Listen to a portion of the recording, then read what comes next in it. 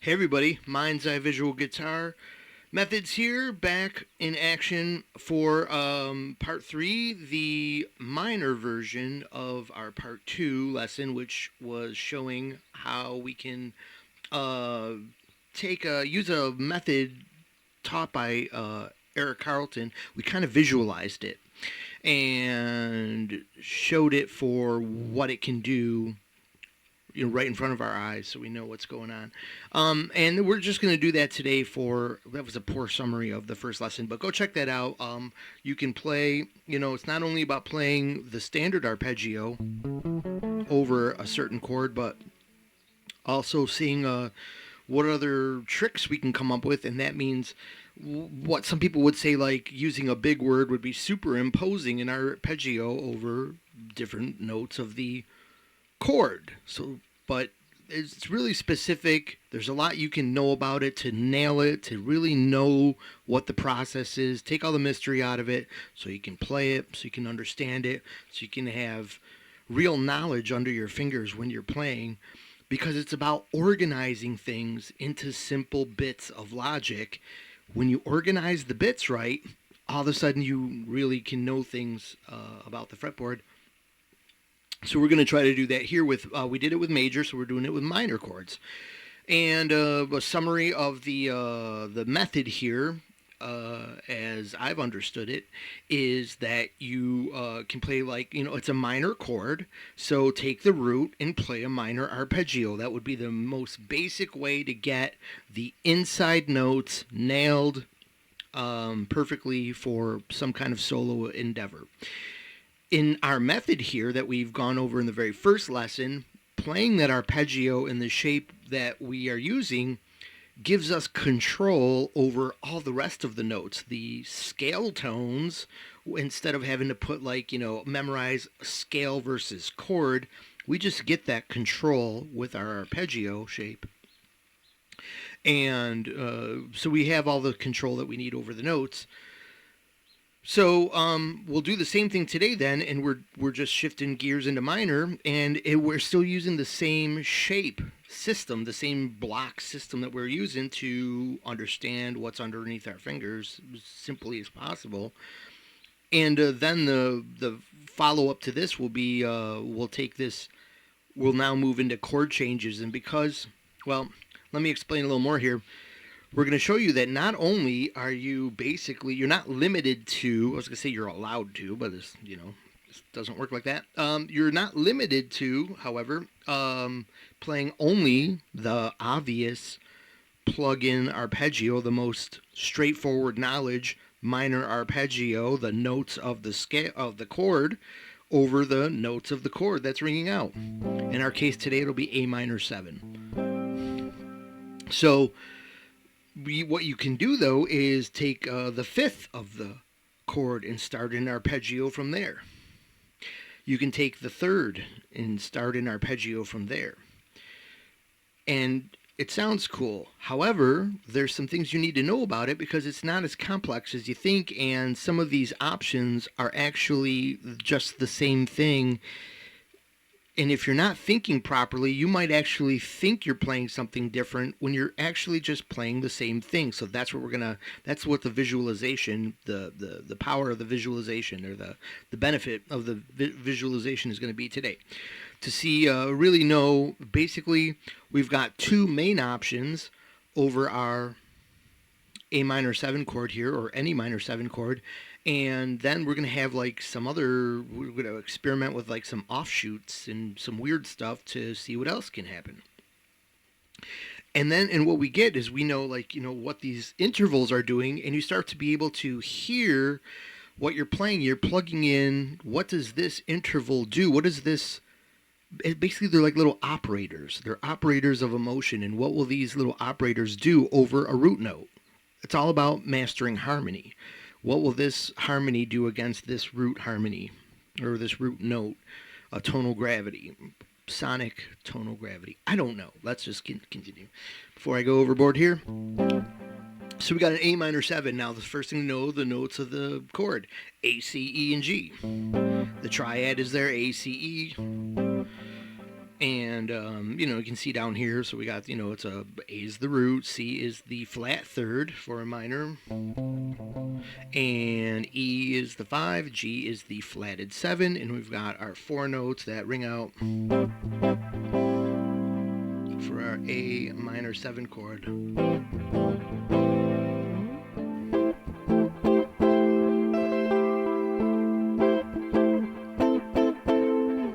Just a triad there.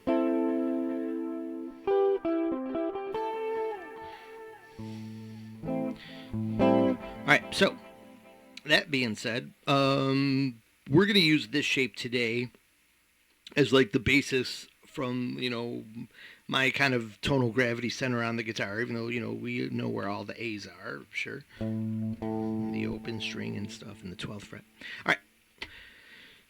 So anyways, what we see here is this. So we go to A, C, E, G is our, we're going to plug in right away. If we're going to play an A minor 7, we're going to make it sound safe. Let's hear it really quick. So I got a backing track here. And so I'll only play for like, I'll be tempted to play for 5 minutes here. But this is kind of it's not the best backing track or example of A minor 7. Tends to lean towards a little bit of a certain sound here. I won't say that and get off track here. But anyways, here it is.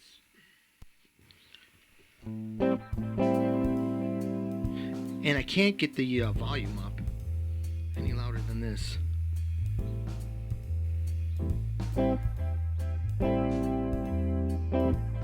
it keeps reminding me of Gloria. I don't know why. Sorry.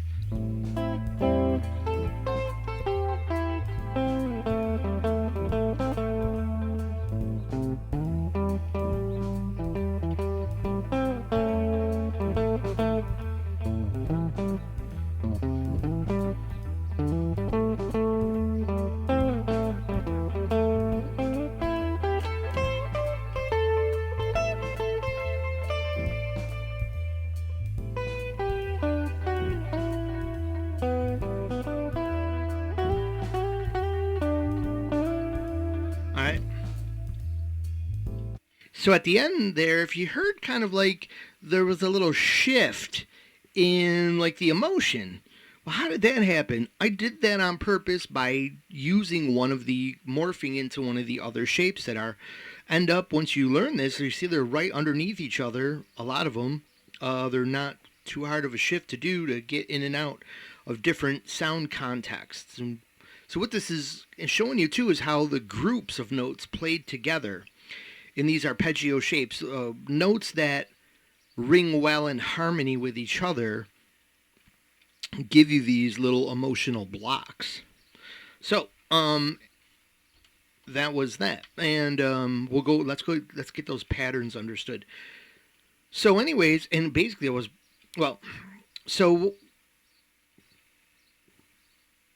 what I probably was saying something that was making a point 20 minutes ago, but anyways, A, C, E, and G, as you can see here, sorry for these impromptu lessons, it's equal to C, E, G, A. This is everything here rearranged in case you didn't notice for the beginners.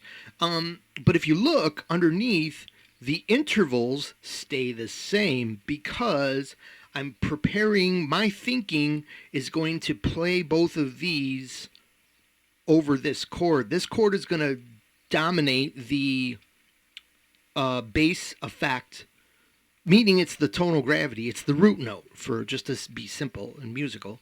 But if someone's like, well, root note, what's the importance of, I don't understand any of this.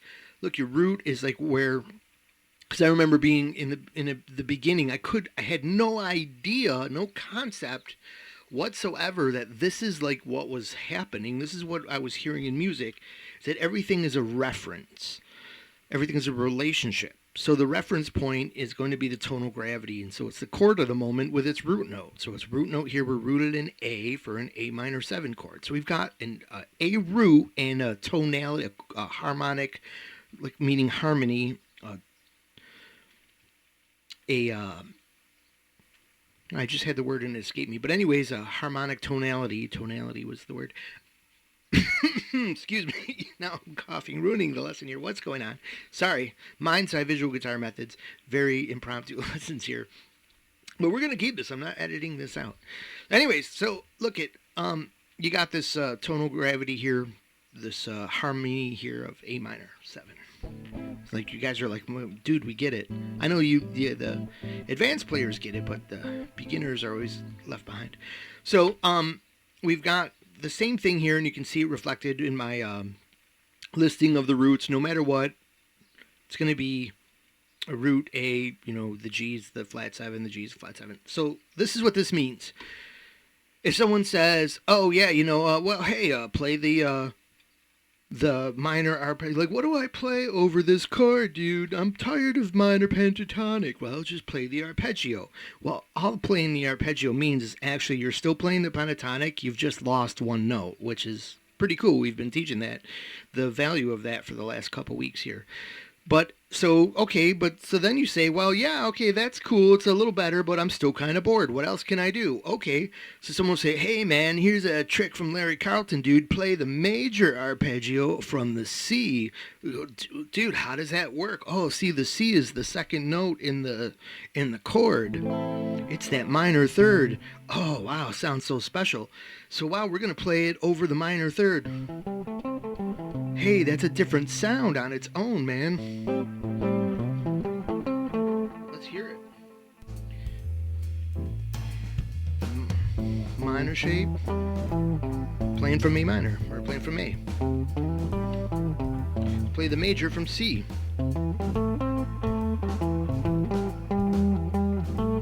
Kind of sounds different.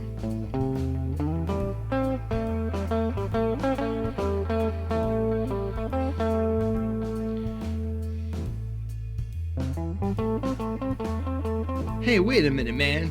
These are all the same notes. They'll have a little bit of a different sound because you're playing them out of different shapes, which means you get different. Here I have the major shape, which gives me the rectangular box shape, which gives me that control. If you don't know what I'm saying, well, it's all in the lessons, in the last 2 lessons. So we have the control box in the middle. This one, I have my control of one note, the whole step there of the scale. So you got to see the last lessons, you'll understand. All right, so same thing. So we only need one shape to play across the, so let's map it out here. Let's make this whole thing. This is what I see myself when I'm going to jam. So to start with, I might see, I'm just going to think about A minor 7 over A minor 7. So I know my root of my chord. So I'm going to place this diamond shape. And you say, what diamond shape? I'll show you the diamond shape here. Diamond Dave says, play a diamond shape. No, Diamond Dave didn't say anything about this. I mean, Diamond Dave is cool, but, All right, so what we got here? So what do we got here? So after a root, you've got a flat third. Always in that direction from the root. That leaves us with what's in between a flat third and the regular fifth. We see the power chord shape there. Okay, well, 3, 4, 5. So we get control over our 4 there. That's pretty cool. And we'll give it a little color tone there. All right, so cool. The first thing I might think about is, playing around that 4, not playing it. Maybe I'll slide from it.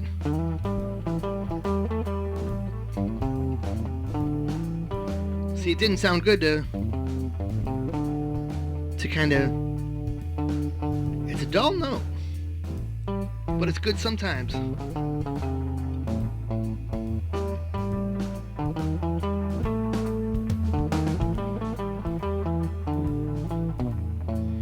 Sounds good sometimes. All right, so you got a little something to do there, something to experiment with, some way to have fun. So the next thing I'm going to think about is, I know that diamond shape rests above. There's basically 2 main structures for this shape to cover the entire fretboard with every possible place you could be. Sounds crazy, but it's true. So anyways, the next thing I'm going to think about then is, I know that my diamond here is mounted square on top of what I consider like this straight line down here from the chord, and it's kind of like a flagpole. And I could fill in the intervals, but that's going to take a lot of time, and I think you guys can see the octave patterns here. This would be another root, this would be another 5. This would be another flat third. This would be another flat 7, and you got that big control box there. You already know that. So I will draw, though, since this is a visual idea channel. This is, what I know is there. I got basically this stack of 2 evenly spaced boxes, which is the whole system. It's just a little piece of it. And that diamond is up above. You see me in the orange? Moving up to the top orange. Top on the diagram. Bottom of the fretboard. Back to the diamond. Do a little walk from that 4.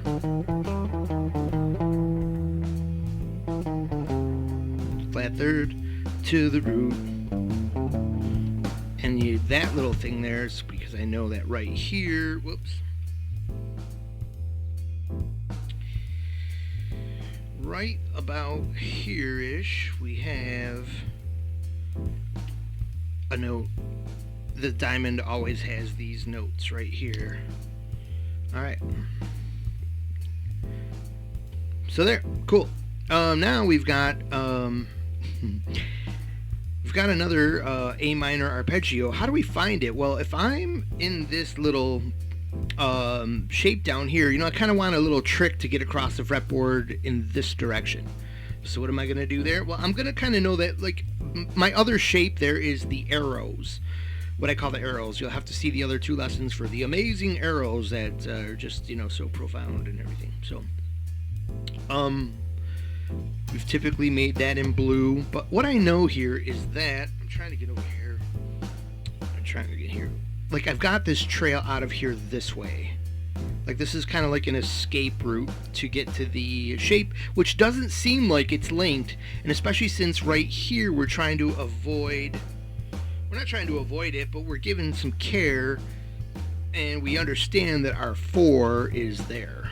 All right, that we're trying to, balance our coolness around. So we've got basically the arrows here then. So, like, we can just visualize that super quick because it's such an easy shape to remember, unless we screw it up like that. All right. So we got, the arrow that way, which interlocks with the arrow that way. And so, yeah, that's the end of that video. Thank you very much. The backing track video from I'm playing, and I'll show you that in a second here, but I'll give the beginners who haven't watched any of the other lessons and are going, what arrow, dude? What's this arrow? This dude is arrows? All right, so yeah, you got that, and it points directly back at the, once again, and just think about, you're entering from the arrow point there. You escape from the arrow point, once again, in the same direction. You'll get to the, so what we're trying to do here is, like, make the ideas very, very simple. So that, the simpler the idea is, the easier it is to have this stuff cataloged in the back of your mind on tap for when you're in the heat of the moment, and seems impossible to do these things. I taught this exact same method of learning to play things, to accomplish a task under a high duress situation. That's different. Your mind is different. That's why you go blank on stage and you'll just default to the pentatonic scale or something easy in the beginning. It's because you haven't established little micro bits in a good organization. If you get those in place, everything works out even when you're nervous. And I used to teach driving, and students would just totally fall apart in the parallel parking because they didn't know that's how they had the whole thing designed. They could see who had taken enough time. They knew that if people spent enough time driving, they would naturally organize what they needed to know into little bits that they could just deploy like any old day during a test or not. And so that was kind of my first foray into understanding all this stuff. So anyways, so there you go. You have this uh, system here. Now, it's all the same. It's just the orange. It's just a pathway. It's an octave pathway of this big structure here, this big rectangular box. For those that aren't following along, what I mean is it's going to be covered up by my, I'll just make it there. That shape there. So this blue is also the same shape. We're just crossing the G to B string anomaly there, and that's why it doesn't stack properly here, but it makes a neat little memorable shape.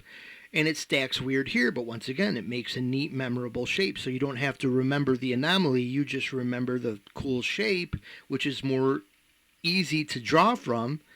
You're not, sidestepping a minefield. You're going somewhere you like to go. That's what makes it more memorable in the heat of the moment. So we have to get to any of these shapes, there's another diamond. The diamonds are all over in between. They surround any of the fours, but they break. When they cross the G to B string shift, they kind of screw up a little bit. So I don't tend to teach them as much. You can find them on your own and use them at your will. You just have to make usually one adjustment to one of the notes, so it breaks up the actual dynamic of the shape. So anyways, let's get to that. Let's color in another diamond here. A diamond Dave, so we can see what's going on. And so, that was weird. We had our pointy point in the wrong spot, so we got that. Whoops, it's not where we wanted to go. Impromptu lessons here. All right, so there, and there. We've got our other fancy pants diamond there with our 4 in the middle is our avoid note. We don't have to put anything else in there. We get the whole thing here. So this is what I'm jamming in over the A minor and as you can see, like, I can create it on the way. I know the shape. I've played it so much, but if you ever felt stuck, oh man, where do I go? Oh yeah, there's the pathway out here. Now I'm up here on the fretboard. There's this what I played right here. That sounds so, common, that's probably, that as a little triad shape there already. You probably know that. And that just is the lower connection here, and I play it all the time. Sounds pretty basic alone, but when there's some harmony, it does the job of filling a few notes.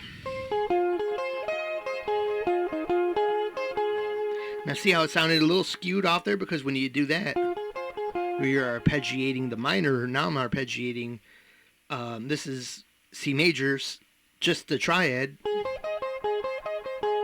A minor.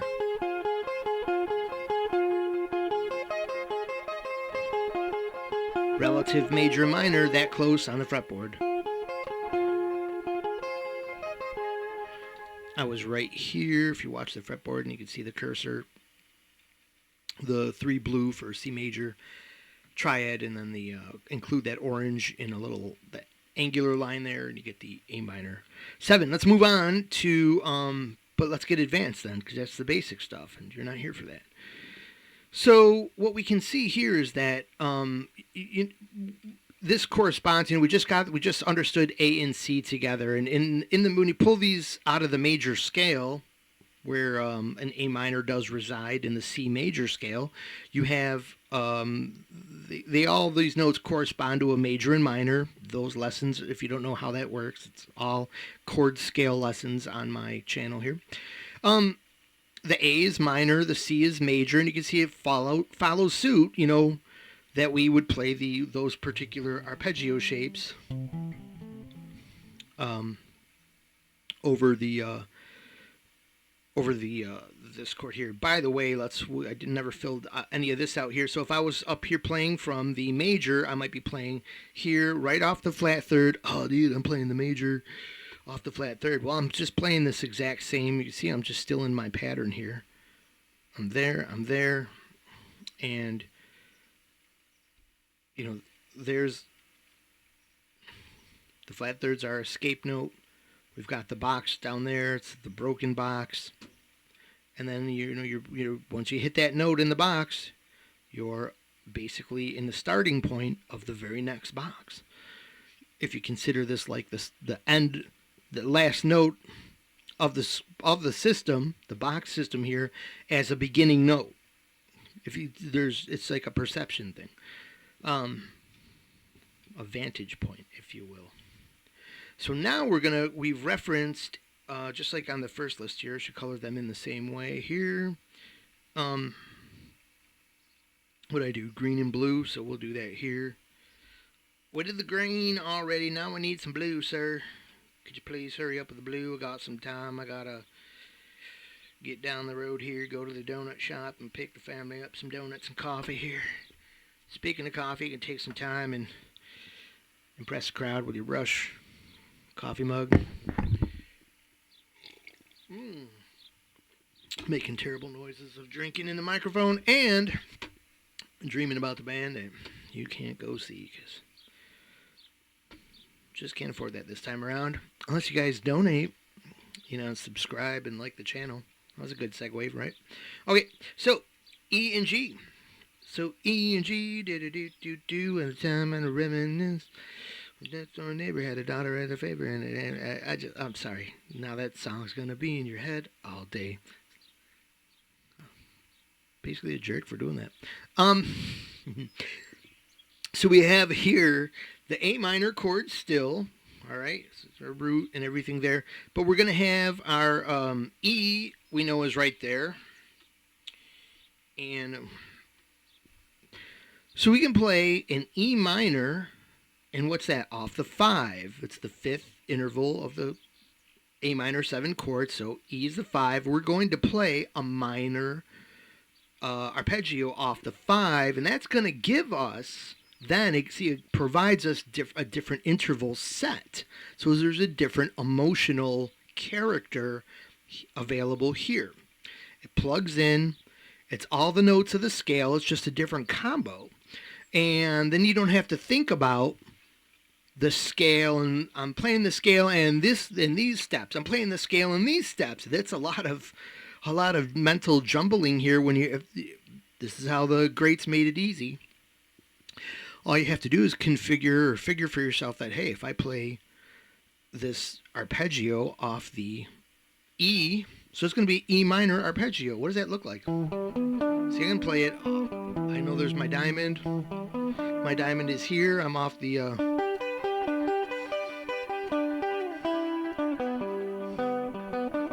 The cool thing about this is it'll give us an ideas to start from different starting points to just flow right into the whole master pattern. It's like if you can find yourself a place that you like to jump in, because sometimes, I don't think a lot of guitarists just picture the whole pattern.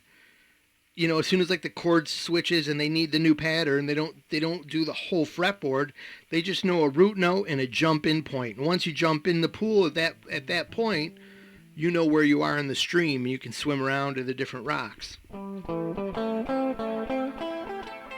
right, so we'll hear it a little bit, and I won't sing any Sheena Easton. Hear it for the band, but let's map it out on the fretboard in here. So we have and we'll consider intervals. So we're playing from the 5, and we need a minor. We're playing from 55 that we can't drive, and we need our intervals here. So E, what's after E? It's going to be basically the next note in the arpeggio, which is G. So that's going to be our flatted 7, right? Let's see if that works out. D, E, F, G. Hey, what do you know? We got a match. All right, so because the fretboard and the structure is always the same, it's reliable. A beginner's mind, just thinks everything is always, you kind of can't tell what swims around and what doesn't. Because today the flat 7's here, tomorrow's flat 7 over here, the next chord the flat 7's over here. How does this all move around? But that's still G, that's still A, that's still. So a beginner's mind is kind of like that. They don't know what's swimming around. And that causes some of your confusion and hang-ups. All right, so sorry for the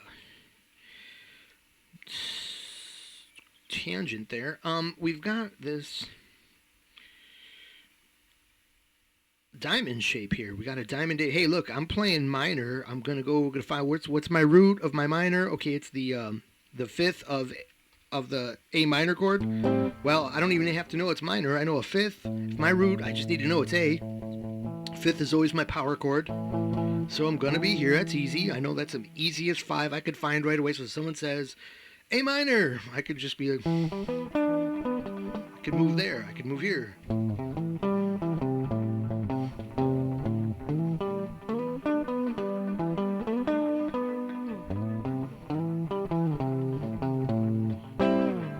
You got like 2 conversing voices there. A call and a response, perhaps. Wow. All right, so we've got this. We've got the. We'll put that little 4 there, so we know it's there, and we'll color the wrong box there. Come on now. Faster.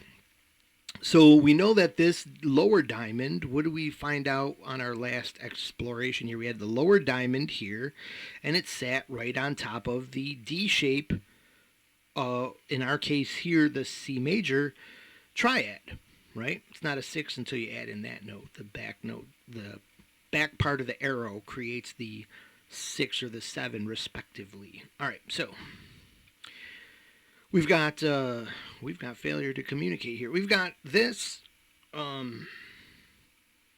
Then we know this is here. Is our diamond shape? Do I have to draw the arrows? Come on, guys, tell me no. Just tell me no. We got to make this faster.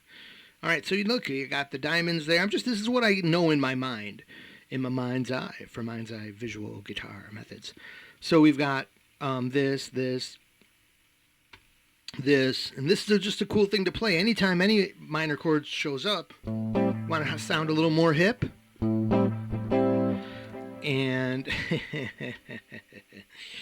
you want to sound totally wrong, follow mind's eye visual guitar methods here, because he's telling you the wrong thing to play here.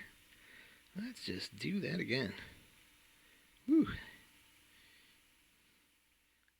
All right, you want to sound hip or unhip? Let's sound hip, right? That's why this didn't match up so quickly. All right, so no. All right, let's stop messing around here. So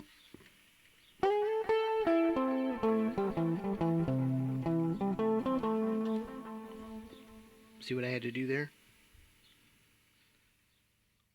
All right, so we understand all this. Our little pathway here. We're basically on the. We've just shifted our concept down here. Is all we did. But this is cool. Like, if I've got that 2-5-1 in C major, I'm going to be starting on the D here. I can transpose it up here. I can play. A little more advanced, a little more modern sounding, I think. It's got that kind of a little different, little hipper. Hey, you hipster. Hey, you play guitar. Wow, you're cool, man. It's got that sound. Something like that. So here I am down on the A minor. And it's got this, same effect. It's the same interval set. All right, so in relationship to that particular root. So that's what we can do. And we can mix and match. And that's where your art comes in. This is where this isn't boring, and it's now still available for you to have style in, because you make your way through. You decide when the voices change, when you're playing to the orange.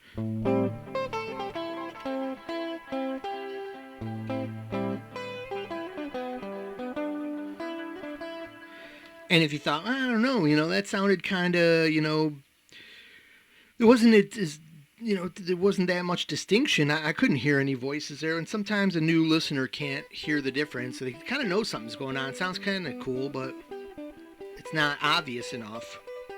But those subtleties make the music. And there's other ones we can mix and match that'll be a little bit more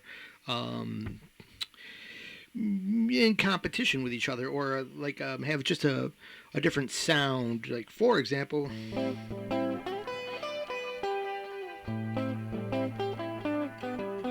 different.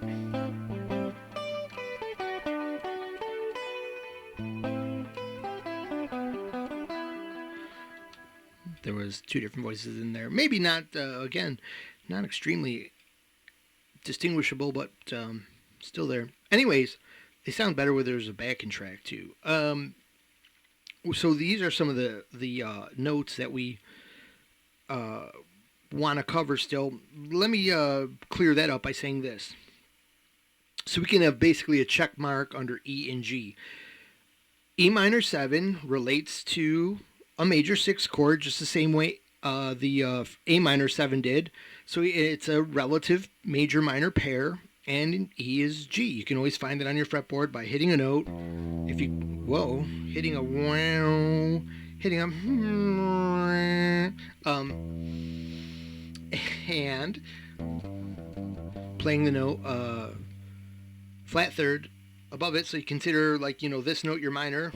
Here's my relative major, minor, relative major, minor, relative major, D minor, relative major F, F, relative major, A flat, so on and so forth.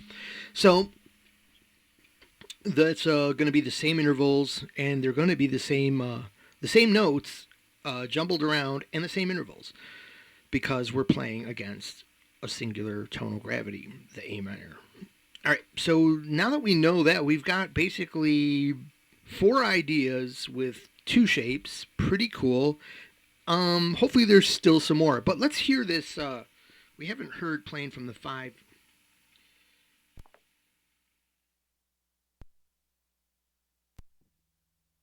Okay, so here is playing from the 1. I can't get this backing track up any louder. I apologize for that.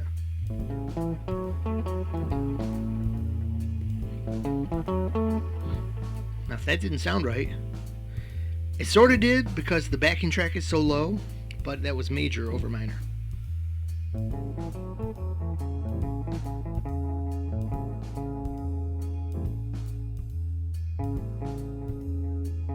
Just hitting that major third. Wrong. Now.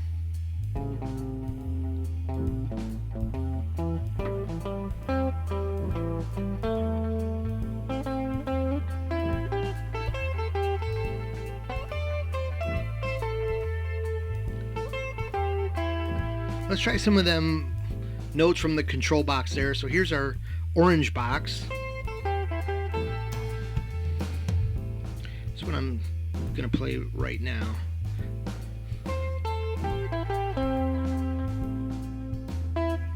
So from the root, put that 2 in there, or that 9. Sounds nice. Especially when I use it sparingly with some taste as a seasoning.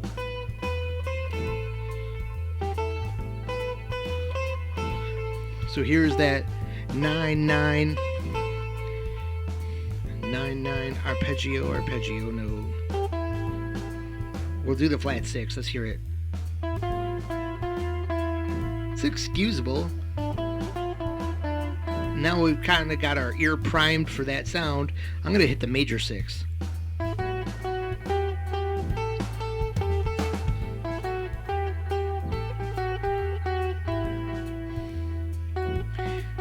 Also a good choice.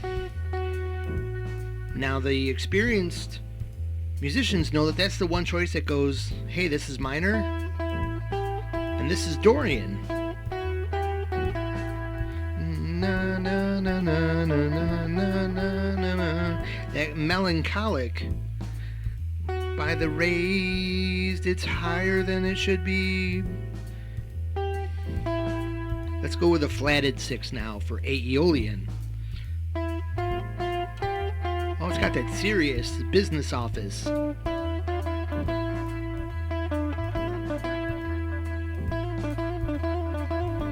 chase through the desert.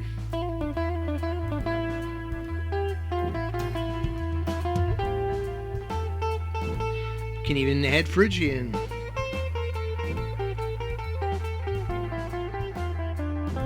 You got modal control with this shape.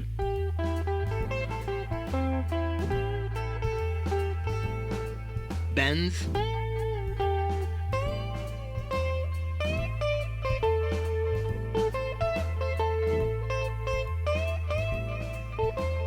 And hear that? That's that 4 bending to the 5. That's why that's so common.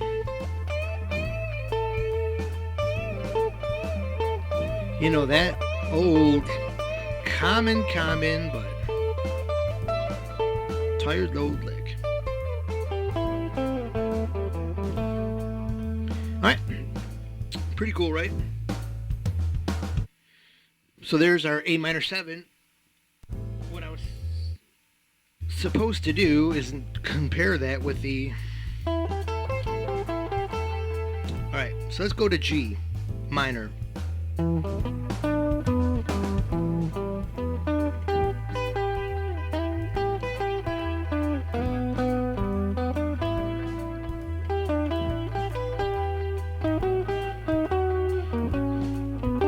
Wow.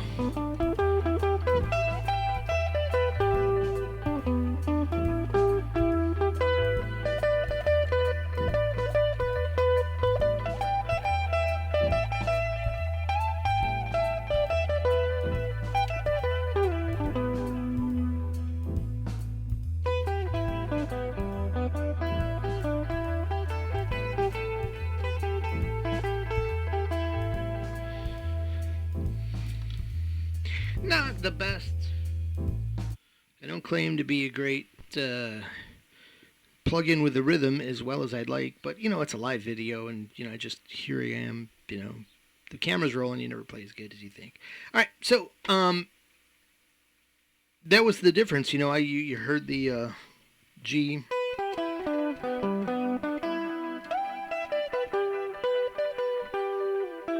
It had a cool sound, as well as this.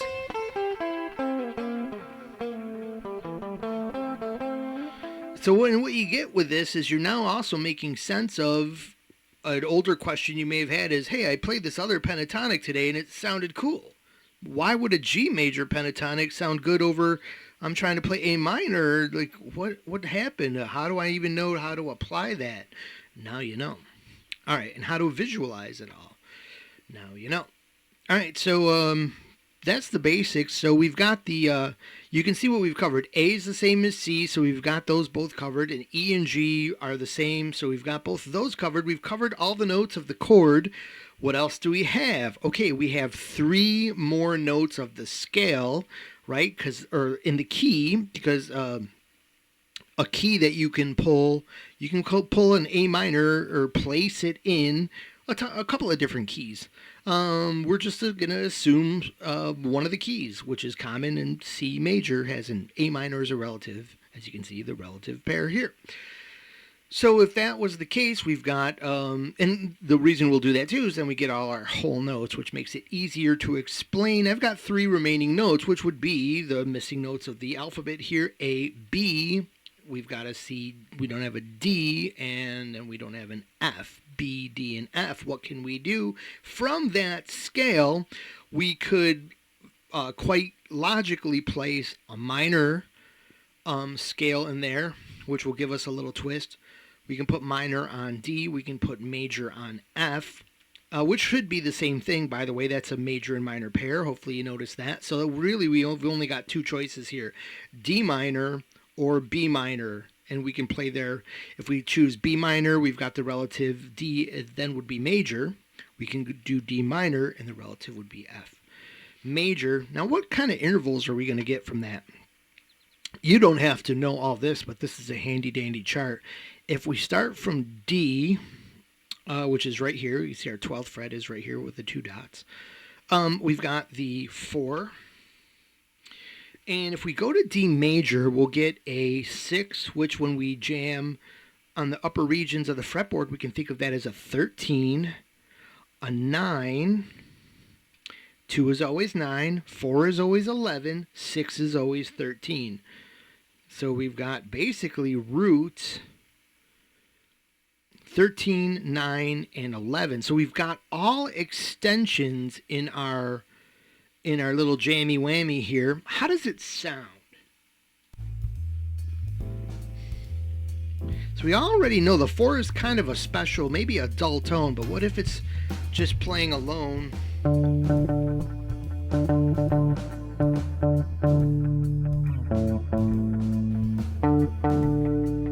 root, 4.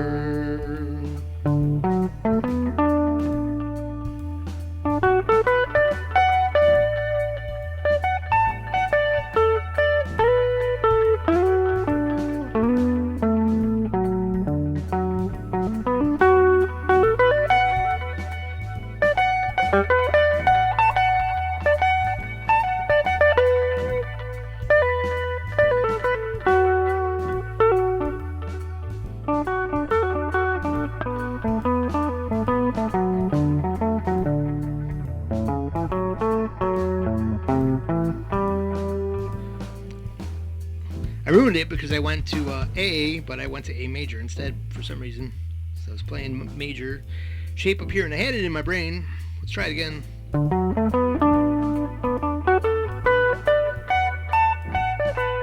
Now the one thing going on here is my backing track is a little bit quiet, so you can sort of overplay it and concoct everything because the arpeggio shape sounds good, but your ear is sort of losing the background context. So let me lower my guitar here a little bit.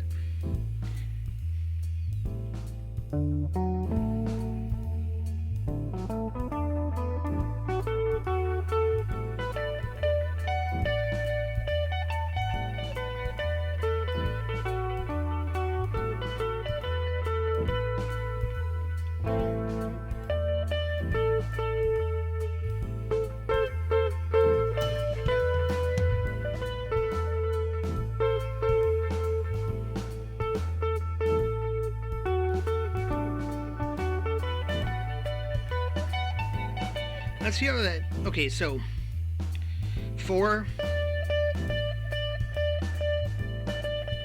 6. This is 13. Sounds over a minor. Let's find that major third, or minor third.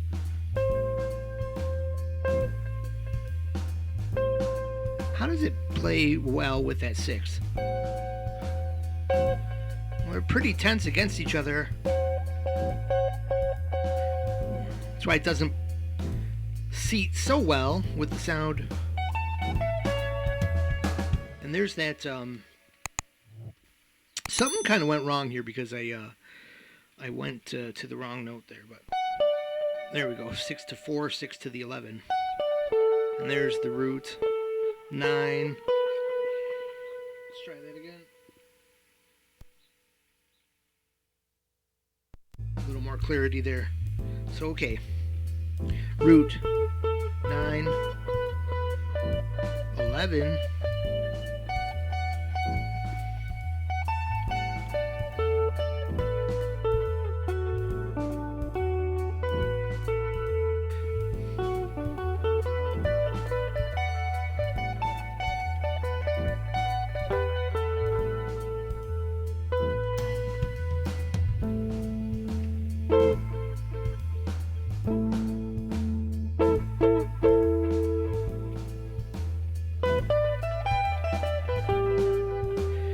Now there,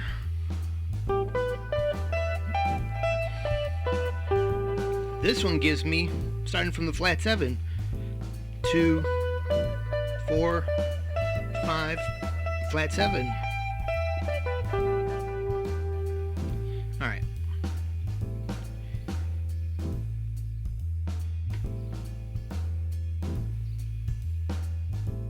Alright, so let's, that was the, D major, which is the same as playing from B minor. We'll just do that really quick. B minor.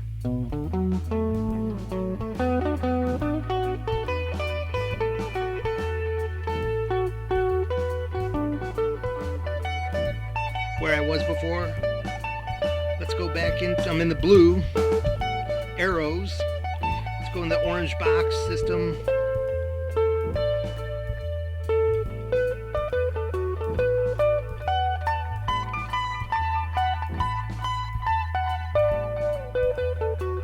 Carries me way up the fretboard.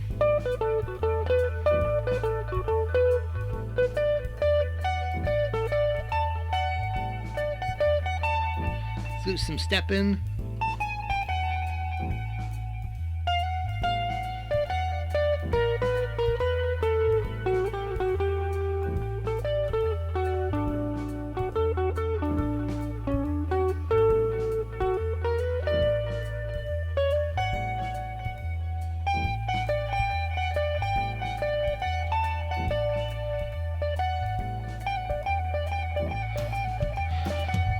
Well, if that's the 4 and that's a 6, that's a flat 7.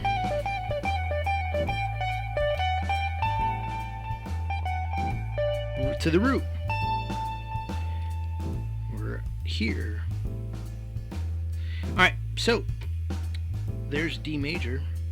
What else did we say we had? So that's a pretty unusual one there. D major with like A minor, that I think would be a good pair. So like we'll go to back to normal and, you know, way out here. This is pretty way out. I mean, you get the root to be coherent with the chord of the moment, and then you get all the extensions with D major.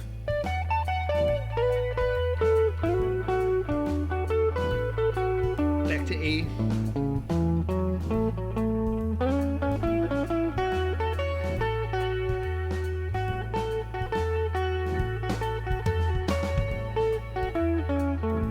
I played that wrong. See, I'm playing A major, and that's drowning out the minor of the backing track. I mean, there is something to be said. Maybe playing major over minor is kind of a little trick there, but not what we wanted to express there. But so here we go again. Let's try this again. Hold on.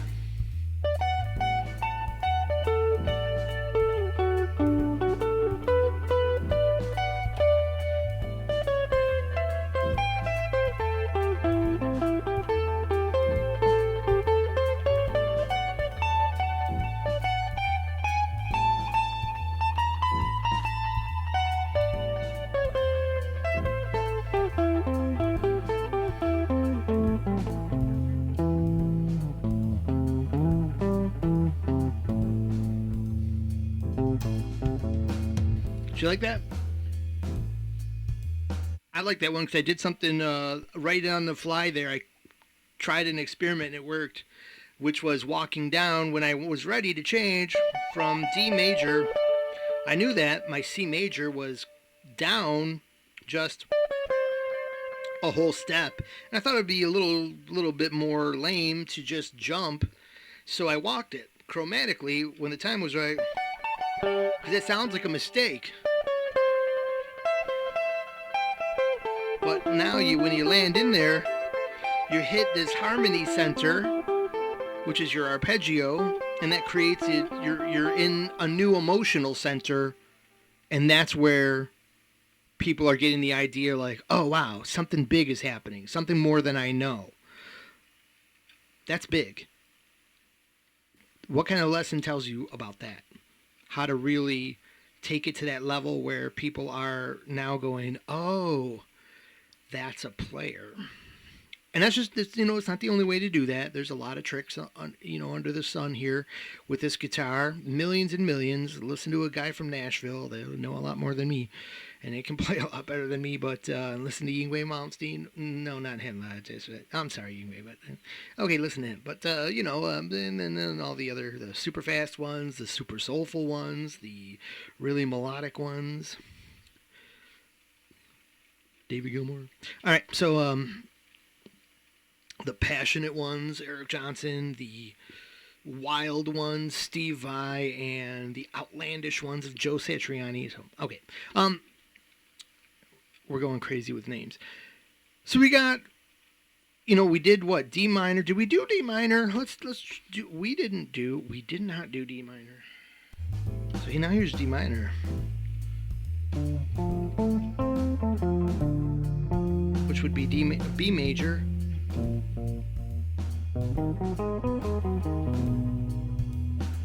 No, I did that all wrong. I'm sorry. That would be F major.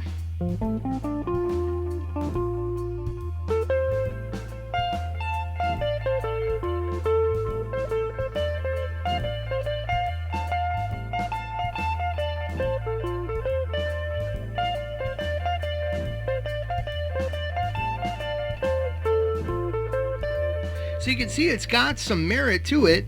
To me, it sounds like sounds a little lame.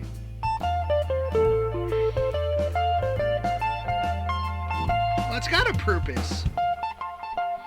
And you gotta put and pair it with the other scales. So here it is.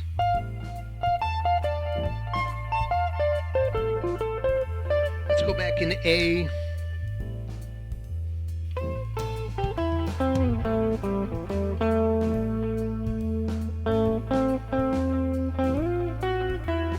Oops. Still in that A minor standard arpeggio. Sounds cool. F. See, it sounds, until your ear gets used to it.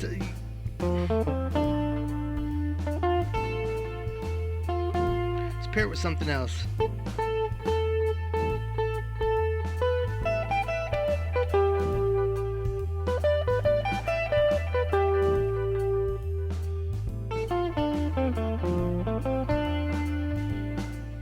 Yeah, you know, but on its own, if you just play it solo,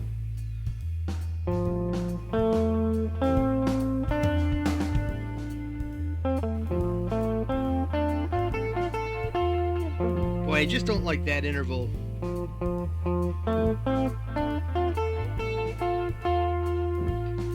And what is that? That is what, the F, right? And that's a, what is that over in A? That's the what, the 13?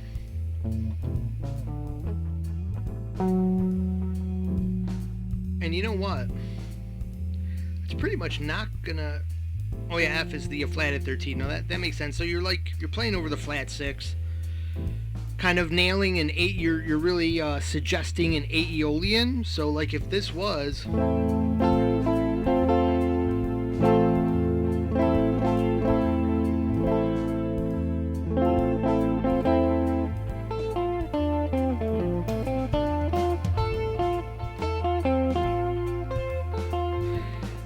To my ear, what I'm hearing is that, like, personally, maybe I don't like to have a certain modal note so obvious, you know, as one of the 4 basic arpeggio notes. It's what it really sounds like, either that flat 6 or the other 6.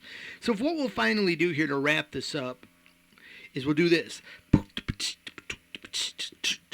Mind's eye visual guitar is no. Oh, sorry, not that kind of rap. I meant I meant this. As you can see here, I basically put a whole bunch of these rectangle shapes.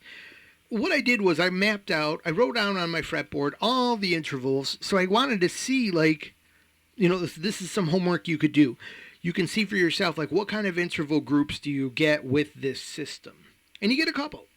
And these ones here I put above the fretboard because they would just overlap. You wouldn't be able to see the what I was trying to express, because some of them share notes. So for example, if I wanted to play, let's play in yellow. Here's what we'll do. So let's play in yellow. Here I am at the 5th fret. It's standard. It's root, flat 3rd, 5, flat 7. Direct plug-in. We can hear in the middle we've got the 2.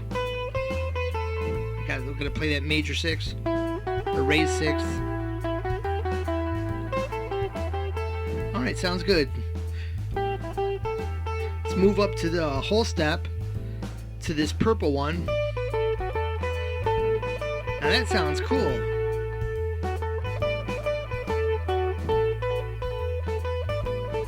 If I want, now look at what I can do here. I've got control of the 7s. Now I got the, now remember I'm in this purple, so I've got the 6, the root, the 9, can't hear it, but the 9, and the 4.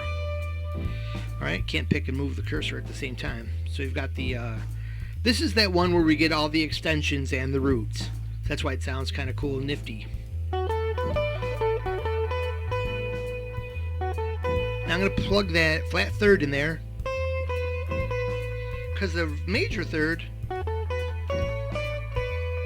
think it's just because it's so loud.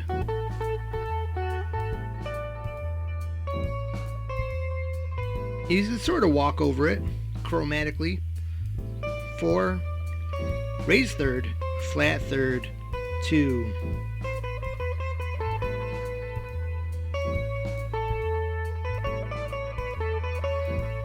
Playing some major over minor. I think if the backing track was louder, it wouldn't sound as good. But here's what I'm trying to get at here, sorry.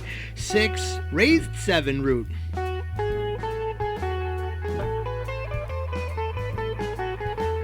That's melodic minor.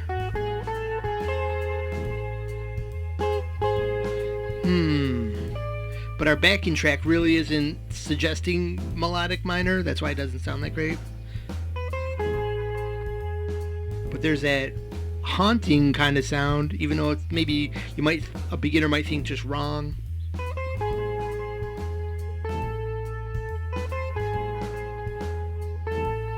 But that's melodic minor. 2, flat third, raise 7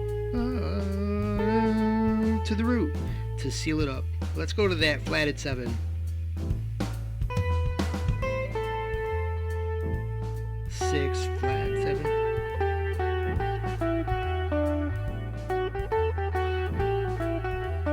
Ending on that 4.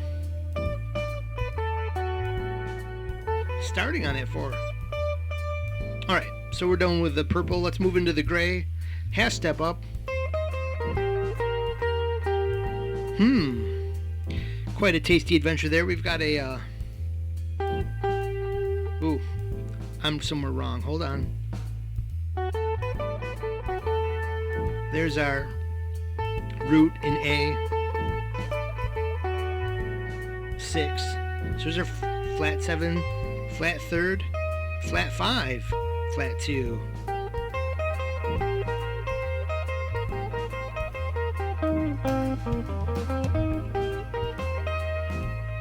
You could do something quick with that.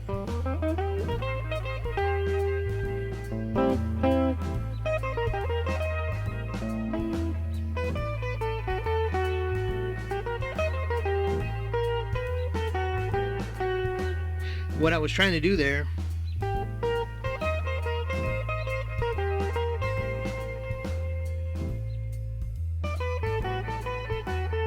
is bring it down to the purple for resolution or resolve. Go up to that, go up a half step. You've got 2 notes that are the important notes of the chord. And you got 2 really strong flavors.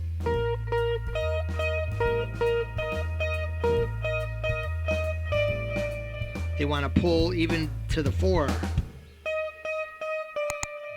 I could even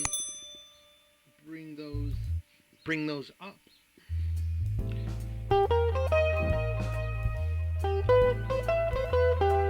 Now, doesn't that sound much better? Because I kept the 3rd and the 7 here, and I brought the end of my pinky up 1 fret, and now I'm playing the regular 2 and the regular 5, so you can kind of do a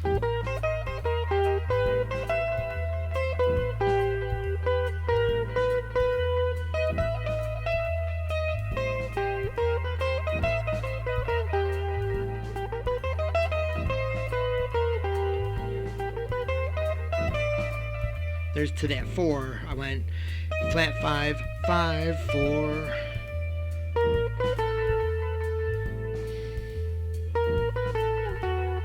So if you want to, you can just, hear these intervals, experiment with them. Did you like it? Did you not like it? What did I think? Let's move it up to the blue here then, would be our next stop as we move our simple shape here up the fretboard. So the blue here is starting on the 10th fret with our root. What do we get with this one? So we'll bring it around the fretboard a bit to hear it. I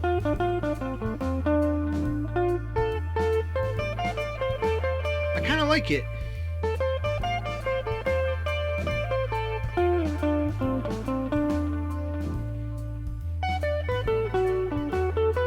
I didn't like it paired with the D there, but let's try that again.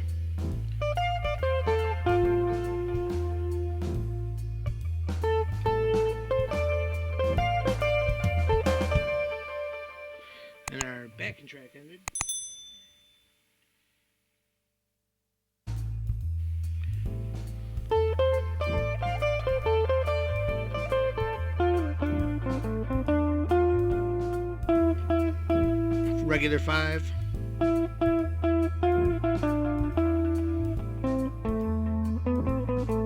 Put that 9 in there. And then all you're doing then is playing, you say, oh man, that's a Dorian scale. Well, it's still sounding like Aeolian because the A is still the bass.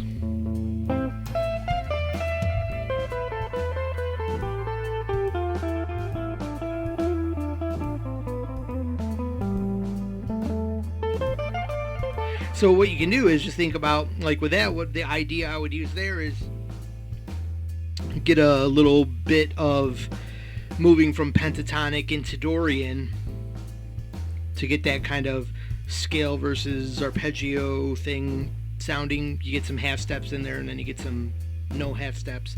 So that's kind of cool. We'll move that up, but we're pretty much doing the same thing now with what would be considered or called our Phrygian shape. But I'm going to just simply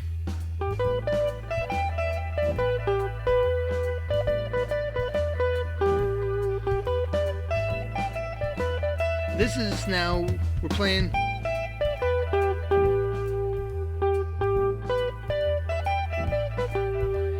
if I consider this as playing from the flat 7, the most obvious ones are, or I'm playing from the 5, that's a relative major or minor, so it's the same thing as playing it was the E to the G. This is what we went over earlier. This is why that sounds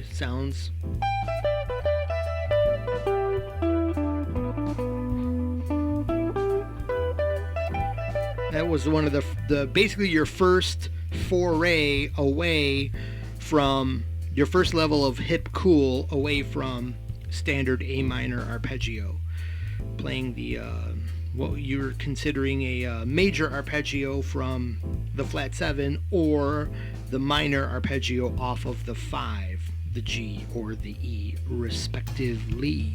Now I can rhyme with Geddy Lee. All right, Geddy Lees, let's continue. Well, we're done here. We're basically gonna go. You've moved all the way. We've moved our usefulness up to the root, back to the root position. I mean, because let's just try a random one here. Let's just try a major third, a sixth, a root, and a 5, and see why certain sounds sound terrible, right? So how do we line that up? So we're on our there's our root.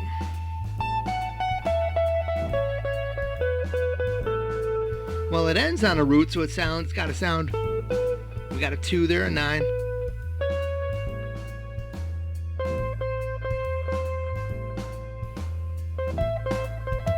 So I'm playing our flat third there. That's what's supposed to be there. When you play the major third there, I'm getting it. I'm getting a strong. It works good. It tells me though that the backing track is just simply too low. And there, you know what? There was another track right underneath that, and I wonder if it would have been better. Let's try this: a jazz funk A minor 7. How about this one? We'll go through all our shapes. How about yellow? 3, 4. Oh, this is way better. Sorry, guys.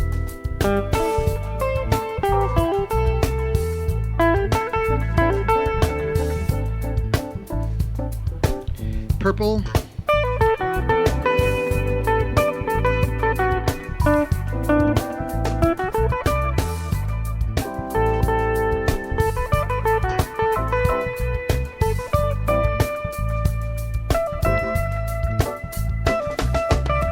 Yellow.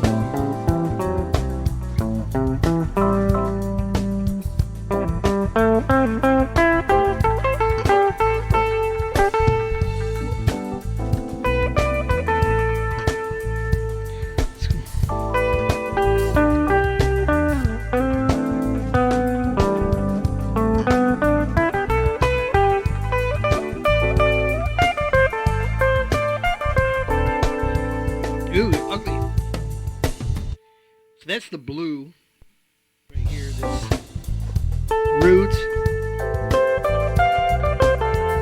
Let's try the green. Not too bad.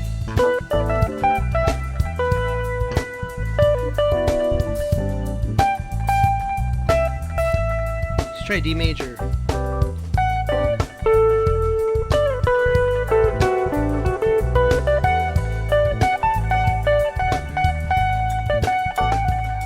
I like that. Let's try that F major.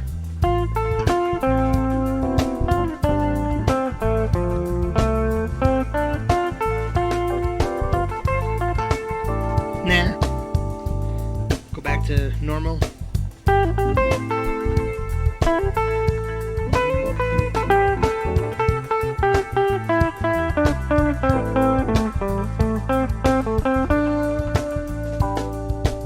That's pretty good. I'm going to give it a little test right now. So see right here between my 5 and my flat 7? We're in the yellow there.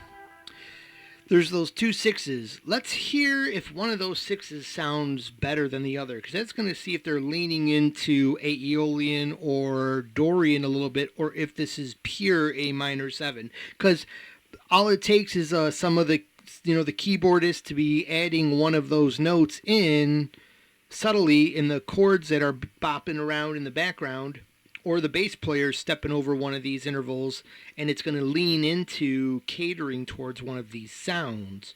And we'll sound better to probably, if one of those intervals shows up stronger or better sounding than the other one, that may be the case. Let's try a flat 6.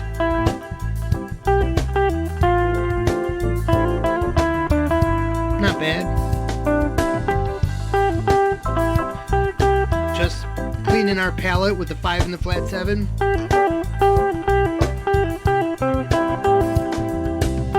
Raise 6.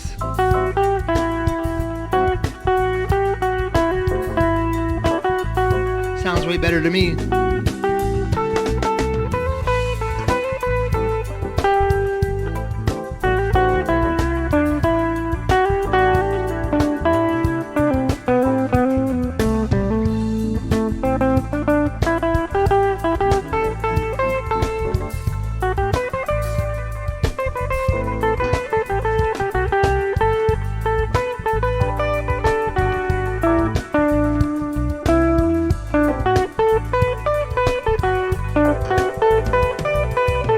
I'm in the purple.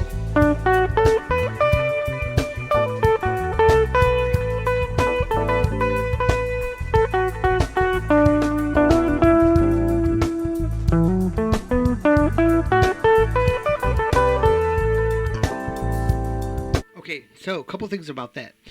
So I think that's why that the purple is sounding pretty good in this particular version, because I think that they're catering to that raised 6 there, making this more of a little bit not so much a typical A minor, which is pulled from the C major scale. This would be A minor Aeolian with a flat 6.